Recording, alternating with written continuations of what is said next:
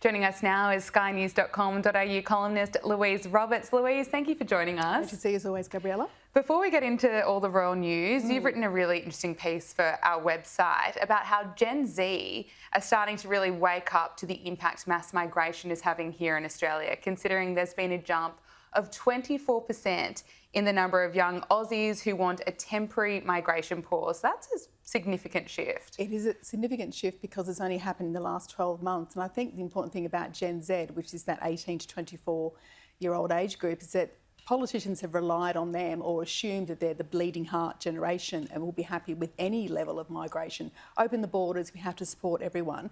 But this is very much a case of economic reality overriding ideology, I think. And it could be, you know, we were talking earlier about Charlie Kirk's influence, that 100%. It's not racist or nationalist to actually want to protect your own standard of living.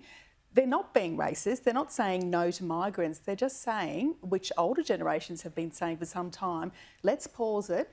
Let the infrastructure and the housing and healthcare and roads and everything and schools, let it all catch up and let us calibrate as a society, because more people doesn't necessarily mean a better standard of living. And I think young Aussies who are finding it hard to rent, let alone 100%. Buy a home or get a job or do anything that they expected they would do in their mid-20s, and they can see that migration is putting such a massive strain on our way of life. And it's not racist to say that, and thank goodness they've actually come to the party and realised that's the case. And it's interesting you mentioned Charlie Kirk, because he spoke to so many Americans about the issue and the concerns around mass migration and the importance of having strong borders. And so although he spoke to so many young Americans, he also reached so many young Australians. So it'd be interesting to see whether he really played an influence, and as well as the fact that so many young Australians are really feeling the pinch and starting to wake up. It's right, and it's a wake-up call to Canberra. They've made assumptions about this generation who are, you know, in the newer cohort of voters, let's face it, 18 to 24, 25, and they have to really look at their policy now to say, well, we were more worried about the older generation saying they didn't want migration or mass migration. Now we have to address the younger people who are going to be the taxpayers and really building the society of the future of Australia. And you look at the events over the weekend, people taking part in the March for Australia protests, and obviously, of course, there are some people who are very extreme, but a lot of very genuine Australians that really want to make sure Australian culture remains alive, and we don't rely on mass migration is, of course, the point there. But let's talk about the royal news, because it's been massive royal news over the weekend. Prince Andrew has officially given up his royal title of the Duke of York, along with his honours, following a discussion with his brother, King Charles. So he put out a statement saying, "In discussion with the King and my immediate and wider family, we have concluded the continued accusations about me, distraction from the work of His Majesty and the royal family. I've decided, as I always have, to put my duty to my family and country first. I will therefore no longer use my title or the honours which have been conferred upon me. As I have said previously, I vigorously deny the accusations against me." Louise, I think this really needed to happen. It did need to happen, but let's be clear, Andrew's not made some kind of noble sacrifice here. Absolutely not.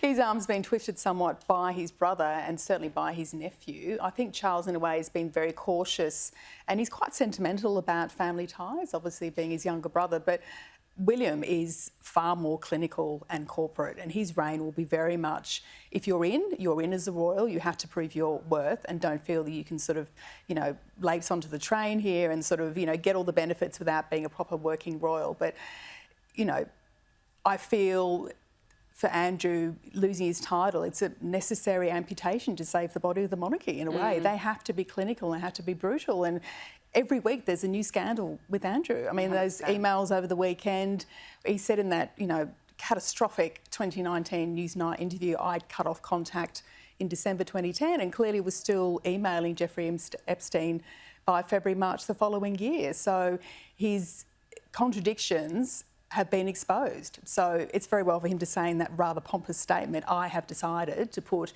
my duty and my family first. Andrew only puts Andrew first, clearly. He's been painted into a corner, and I would love to have been a fly on the wall when Charles had the conversation with him. And me too. Particularly if William was in the room. I mean, we saw the footage outside Princess Margaret of Kent's funeral where Andrew was trying to engage William in some sort of general chit-chat, and William was not having it. He had a face of granite. you could thinking, just get away from me. I know the cameras are on us, but I want nothing to do with you. Oh, yeah, you can see it, can't you?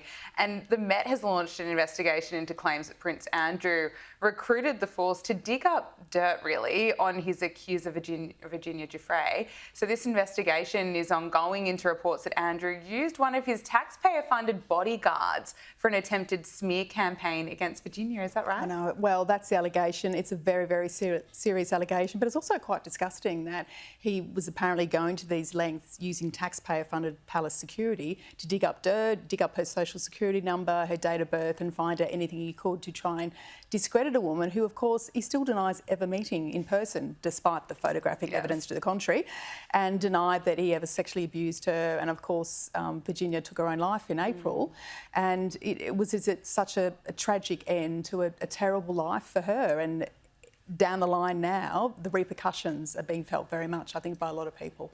Let's talk about Fergie and what's going to happen with her, because the reports are that King Charles has vowed to protect Beatrice and Eugenie, whereas Fergie, Sarah Ferguson, faces life without her title, Duchess of York. Of course, she agreed not to use it after Prince Andrew relinquished his Duke title after the ongoing fallout with Jeffrey Epstein. But what's going to happen with Fergie?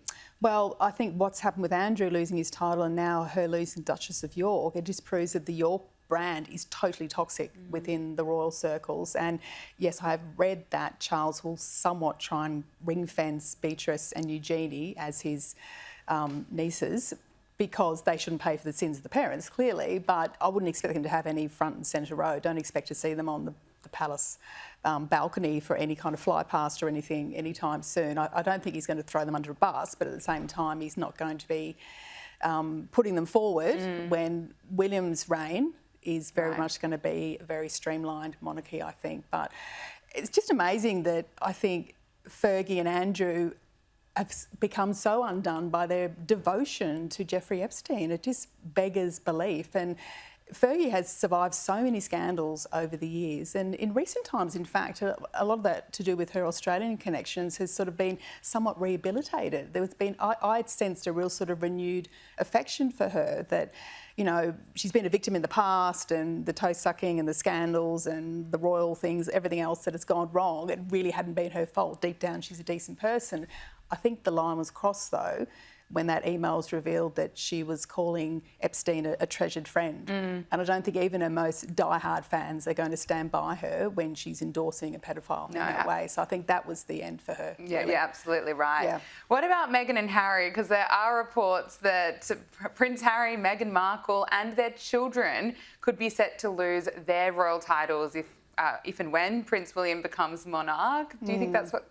Well, I do. I really do feel it will happen, and I think it's important to note that it won't be a revenge play by William. It's very much a reforming play, because when he is King William V, when his father passes on, he's the monarch, he's more aware than anyone, I think, that the monarchy and the royal family have to provide value to the taxpayer and also the Commonwealth as well. That it's not, we don't just keep the royal family because we've always had the royal family. They very much have to prove their worth, and he wants to, really push aside anyone who's been freeloading or using their titles for commercial gain. And we know the late Queen had said to Meghan, forbade her from using the HRH title. And of course, Meghan's just blithely got ahead and done that and tried to commercialise it wherever she can. But it's a reform play by William. I think he just wants to keep it a very tight monarchy, but also he wants to reward the people who do actually do the work and do it quietly without any fanfare. Princess Anne is a perfect example of that. And I think there'd be plenty of support to see Prince Harry and Meghan Markle lose those titles. Well, now, Meghan Markle's very short-lived podcast series, Confessions of a Female Founder, has picked up 2 honours in the annual Signal Awards for podcasting. So despite being really a flop, Meghan's podcast picked up 2 nods at the Signal Awards, and Confessions won a Gold Award in the Business People and Entrepreneurs Shaping Culture category of the Signal Awards, which aims to recognise meaningful podcasts. Surely there's some backlash to this decision. I would think so. But were you surprised? What did you make of it? Well, I do feel that Meghan's building this empire of perception. It's not actually what the talent is. It's more the smoke and mirrors. I think she's very good at that. And I don't know how involved she was in the entry or who the other contenders were. I do feel a bit sorry for them, because no doubt there would have been some probably some pretty talented people doing some podcasts, and sort of Megan steamed in and won. But, you know, it's a show that flopped. It vanished pretty quickly. So the fact that it's won the award, I think, sort of highlights what type of award that is, I would feel. I mean, the podcast title itself, Confessions of a Female Founder, that's really what she's been so desperately trying to rebrand herself as. She has. Yeah, but I don't remember any great... Yeah. I don't remember any great tips or tricks that you could sort of pass on if you were a potential female CEO. It was all just waffle. Oh, all waffle, 100%. Yeah. But there are reports that she's planning on moving into cosmetics. So this is part of her lifestyle brand as ever, and there are reports that she'll be trying to go down the cosmetics area. What more can you tell us about this? Look, I would say this is probably true. I think if you want to make big money as a celebrity, you launch a makeup line, like serious money. It's not flower sprinkles or, you know, little jars of jam or the things she's sort of been tinkering around the edges with.